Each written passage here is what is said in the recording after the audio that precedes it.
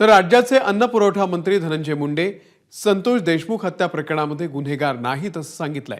मात्र हे सांगत असताना त्यांनी आधीच चापट मारली आणि त्यानंतर हे घडलं असं सांगितलंय। त्यावरून संतोष देशमुखांचे भाऊ धनंजय देशमुख यांनी टीका केली आहे। जे आरोपी आहेत त्यांच्यावर खंडणीचे गुन्हे आहेत, रेकॉर्डिंग आहे, CCTV फुटेज आहेत आणि राहिला विषय की म्हणजे ह्याचा संबंधीचा मारहाणीचा, तर एक चापटच्या बदल्यामध्ये तुम्ही जर खून करायची मानसिकता तुमची आहे तर तुमची काय मानसिकता आहे समाजाच्या तुम्ही समाजाचं काही देणं लागत नाहीत हे तर स्पष्ट झालं याच्यातून। पण अत्यंत चुकीच्या पद्धतीनं अशी जर मानसिकता कोणी केली तर दिवसा मुर्दे पडतील चालू होईल।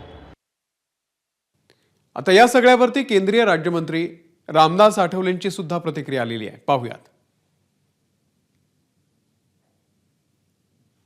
जे नामदेव महाराज म्हटलेलं आहे की ते राजकारणात आले नसते तर कदाचित संत झाले असते, म्हणजे त्यांचं म्हणणं आहे की ते राजकारणात आले नसते तर होऊ शकतात, ते संत होऊ शकतात। पण ही गोष्ट खरी आहे की वाल्मिकी कराड यांच्याबरोबर धनंजय मुंडे यांचे घनिष्ठ संबंध होते।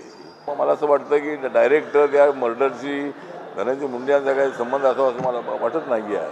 परंतु नीतिमत्तेच्या आधारावर एवढा आरोप होत असताना धनंजय मुंडे यांनी स्वतः राजीनामा देणं अत्यंत आवश्यक आहे किंवा अजितदादांनी त्यांचा राजीनामा घेणं अत्यंत आवश्यक आहे असं मला वाटतं। ठीक आहे, त्यांचा मर्डरमध्ये त्यांचा हात नसेल की त्यांचा। ABP माझा, उघडा डोळे बघा नीट।